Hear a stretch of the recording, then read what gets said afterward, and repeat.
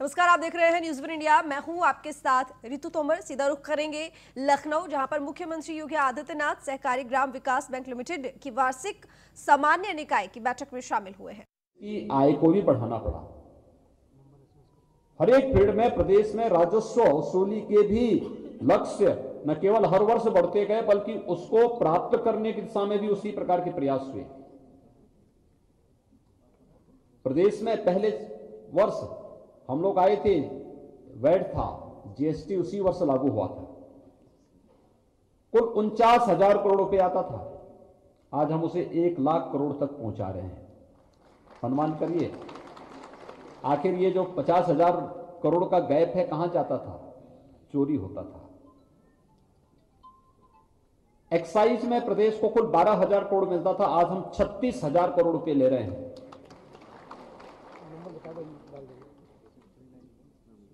Stamp and registration में प्रदेश के अंदर कुल 11,000 करोड़ के आसपास आता था, इस समय हम 23,500 करोड़ रुपए ले रहे हैं। और मंडी में भी 1100-1200 करोड़ रुपए आ पाता था, हम उसे 2,000 करोड़ तक पहुंचाए हैं। हर एक फील्ड में इनकम को बढ़ाया गया। जो पैसा इधर उधर जाता था, उस पैसे को हम लोगों ने राजस्व में प्रदेश के राजकोष में जमा करवाना प्रारंभ किया। उसका परिणाम था कि प्रदेश सरकार के पास पैसा है, तो प्रदेश सरकार लोक कल्याण का कार्य भी कर रही है। प्रदेश सरकार अपने इंफ्रास्ट्रक्चर डेवलपमेंट के कार्यक्रमों को भी तेजी के साथ आगे बढ़ा रही है। प्रदेश सरकार बुनियादी सुविधाओं के लिए भी तेजी के साथ कार्यक्रमों को आगे बढ़ा रही है।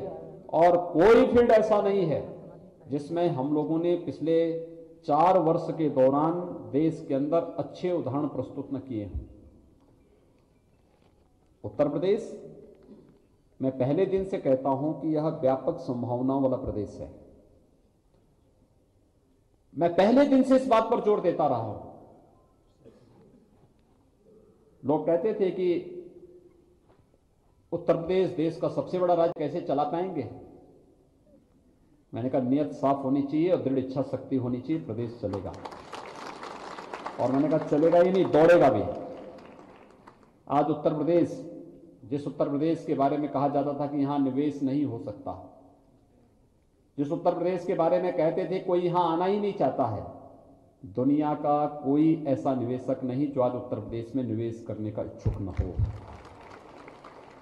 पिछले 3 वर्ष के दौरान हम लोगों ने 3 लाख करोड़ रुपए से अधिक का निवेश प्रदेश में कराया और 35 लाख युवकों को उसके साथ सीधे नौकरी के साथ जोड़ने का काम किया है उत्तर प्रदेश के अंदर।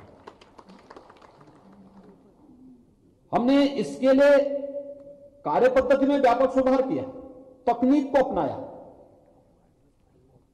निवेश मित्र पोर्टल बनाया। कोई निवेशक एक कार्यालय में नहीं जाएगा, एक जगह आवेदन करेगा और स्वतःस्फूर्त भाव के साथ उसको एनओसी मिलता हुआ दिखाई देगा और एक समय के साथ उसको मिल जाएगा। जहां से नहीं मिलेगा यह मान लिया जाएगा कि मिल गया है, और अगर गलत मिला है तो जिसकी टेबल से समय से निर्णय नहीं हुआ उसकी जवाबदेही हम तय करेंगे। आज उसका परिणाम है ईज ऑफ डूइंग बिजनेस में प्रदेश की रैंकिंग में कितना सुधार हुआ। 16 में हम 14 नंबर पर थे, आज दूसरे नंबर पर उत्तर प्रदेश आ गया है पूरे देश के अंदर। अर्थव्यवस्था के क्षेत्र में आबादी में सबसे बड़ा प्रदेश, लेकिन हमारी अर्थव्यवस्था 5वें और 6ठे नंबर की थी। हम लोगों ने हर एक फील्ड में जब काम किया, और खासतौर पर हमने 2 को तो बहुत मजबूती के साथ टच किया। एक कृषि के क्षेत्र में किसानों के लिए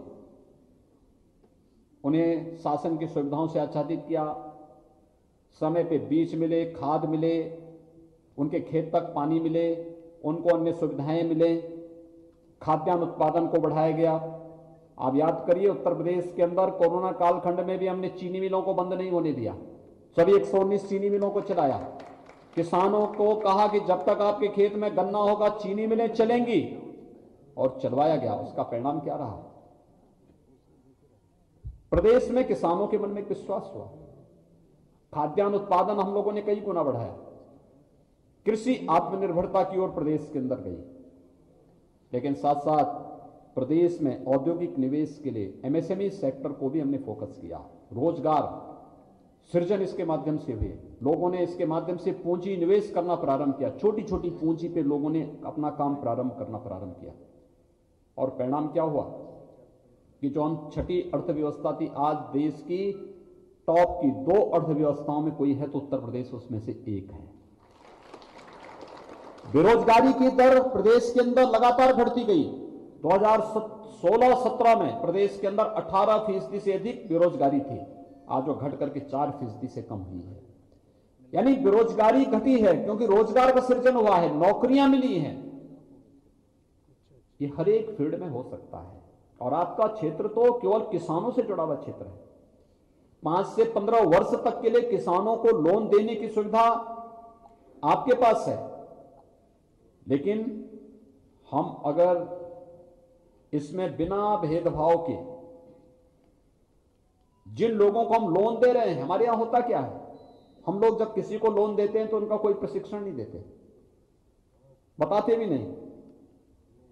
ये बैंकों का दायित्व बनना चाहिए कि हमारी अलग अलग टीमें होनी चाहिए। एक टीम बैंक में काम कर रही है जो बैंक में लोन देने का काम कर रही है, एक टीम जो किसानों के साथ संवाद बनाने वाली है, एक टीम जो उन्हें प्रशिक्षित करने वाली है कैसे किसान खेती के विविधीकरण की तरफ जाकर के अधिक लाभांश कमा सकता है, और लाभांश कमाएगा तो पैसा बैंक में ही आएगा, कहीं और जगह नहीं जाने वाला है।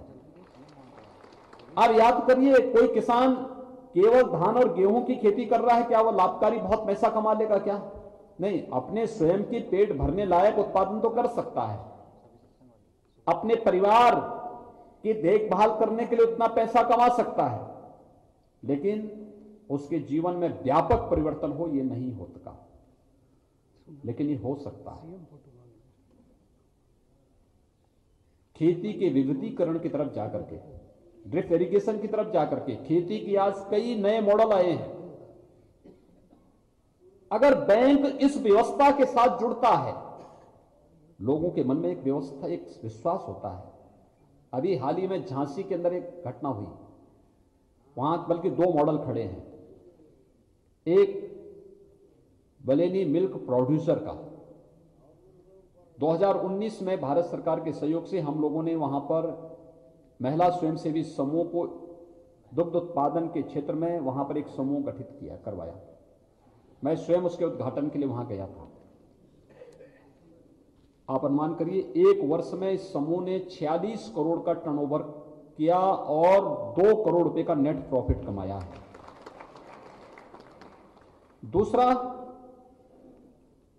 वहां पर एक परिवार ने घर की छत पे स्ट्रॉबेरी का उत्पादन किया और बाद में अपने 1.5 एकड़ खेती में स्ट्रॉबेरी उगाना प्रारंभ किया। 1.5 एकड़ खेती में एक किसान अगर धान और गेहूं उगाएगा तो साल भर में उसको मुश्किल से बहुत मेहनत करेगा तो 50,000 का भी प्रॉफिट नहीं हो पाएगा, लेकिन उस परिवार ने 1.5 एकड़ खेती में एक सीजन में 42 लाख का स्ट्रॉबेरी का वहां से उत्पादन करके उसको मार्केट में सप्लाई किया और उसमें 36 लाख का नेट प्रॉफिट कमाया। अगर ये किसान प्रॉफिट कमाएगा, ये किसान ऐसे लाभकारी स्थिति में रहेगा तो इसका लाभ बैंकों को भी होगा। प्रशिक्षण इसके साथ जोड़ना पड़ेगा। दूसरा, तकनीक के साथ जोड़ना पड़ेगा। तकनीक को अपनाइए, ये भ्रष्टाचार पर प्रहार का सबसे सशक्त माध्यम बन सकता है। अगर हम भ्रष्टाचार मुक्त व्यवस्था चाहते हैं तो तकनीक उसका एक बेहतरीन माध्यम बन सकता है, और मुझे लगता है कि इस दिशा में और भी अच्छे प्रयास हो सकते हैं। बहुत सारे किसानों ने इस मामले में काम किया है। खेती के आधुनिक तौर तरीके, ड्रिप इरिगेशन में हम किसानों को प्रशिक्षित कर सकते हैं, शासन की योजनाओं के साथ उन्हें जोड़ सकते हैं। हम किसानों को और भी तरीके से बुंदेलखंड क्षेत्र को ही, जैसे हम लोगों ने कहा कि पूरे बुंदेलखंड को क्या हम प्राकृतिक खेती की तरफ ले जा सकते हैं। गौ आधारित खेती, जिसे आप जीरो बजट की खेती कहते हैं, ये गौ आधारित खेती किसान के जीवन में व्यापक परिवर्तन ला सकता है और गोवंश के संरक्षण में भी किसान को आगे बढ़ा सकता है। आस्था का भी सम्मान होगा, लेकिन साथ साथ किसान आत्मनिर्भरता के लक्ष्य को भी प्राप्त करेगा। खेती का किसान, खेत, हमारे यहाँ किसान का मतलब केवल खेत नहीं होता था, खेती और बाड़ी दोनों एक साथ जोड़ करके हमने देखा है, यानी खेती किसानी दोनों एक साथ होगी, जिसमें पशुपालन भी इसके साथ जुड़ता है। जब एक साथ कृषि का भी काम करेगा किसान पशुपालन का भी कार्य एक साथ करेगा, तो वह एक समग्रता के साथ जुड़ता है, क्योंकि वह एक चेन होता है, एक चक्र होता है, और वह चक्र इस रूप में घूमता है। खेत से जितना वेस्ट आएगा वह पशुओं का चारे के रूप में उपयोग होगा, पशुओं का जो वेस्ट होगा वो खेती में खाद का काम करेगा। एक चक्र है, एक दूसरे से घुमा हुआ है, जुड़ा हुआ है, लेकिन हमने दोनों को अलग अलग कर दिया है, और उसका खामियाजा अंततः किसको भुगतना पड़ रहा है? किसान को भुगतना पड़ रहा है। वो कर्जदार होता जा रहा है, पलायन कर रहा है, उसको आधुनिक तकनीक और आधुनिक बीज हमने देने का प्रयास किया ही नहीं। ये जो स्थितियां हैं, इन स्थितियों के बारे में भी हमें विचार करना होगा, और मुझे विश्वास है कि बैंक ने पिछले दिनों जो कार्य प्रारंभ किए हैं इसके बेहतर परिणाम सामने आएंगे, और आने वाले समय में यह ग्रामीण अर्थव्यवस्था को एक नई ऊंचाइयां प्रदान करने में इसकी बहुत बड़ी भूमिका हो सकती है।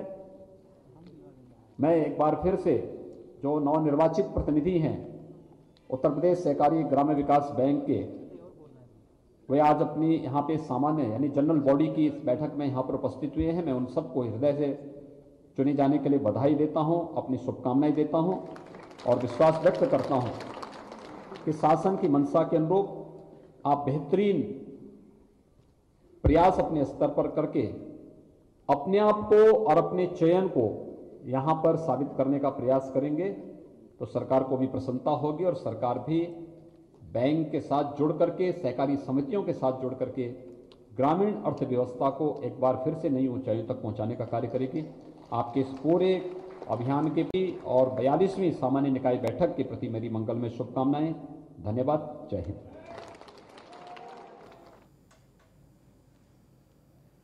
तो मुख्यमंत्री योगी आदित्यनाथ सहकारी ग्राम विकास बैंक लिमिटेड की वार्षिक सामान्य निकाय की बैठक में मुख्य अतिथि के तौर पर शामिल हुए और कार्यक्रम को वो संबोधित कर रहे थे। कार्यक्रम को संबोधित करने के दौरान मुख्यमंत्री योगी आदित्यनाथ ने कहा कि सरकारी जो ये सहकारी संस्थाएं हैं ये अच्छा काम कर रही हैं, भेदभाव नहीं करना चाहिए अपने और पराये में। इसके साथ ही मुख्यमंत्री योगी आदित्यनाथ ने ये भी कहा कि सहकारी बैंक में व्यापक बदलाव की जरूरत है। इसके साथ ही उत्तर प्रदेश के लिए मुख्यमंत्री योगी आदित्यनाथ ने कहा कि ये संभावनाओं का प्रदेश है। पहले यूपी में आने को कोई भी राजी नहीं होता था, लेकिन अब तमाम निवेशक यूपी में निवेश करने को तैयार रहते हैं और कई निवेशक यूपी में आ भी रहे हैं। तो अब ऐसा कोई निवेशक नहीं है जो यूपी नहीं आना चाहता, और ये सब इसीलिए हुआ क्योंकि यूपी सरकार ने बहुत काम किया। तो उन्होंने बताया कि हमने निवेश के क्षेत्र में बदलाव किया। इसके साथ ही यूपी में कोरोना काल में चीनी मिलें तक बंद नहीं होने दी। प्रदेश में किसानों के लिए तमाम योजनाएं भी संचालित की जा रही हैं। प्रदेश में रोजगार का सृजन भी किया जा रहा है।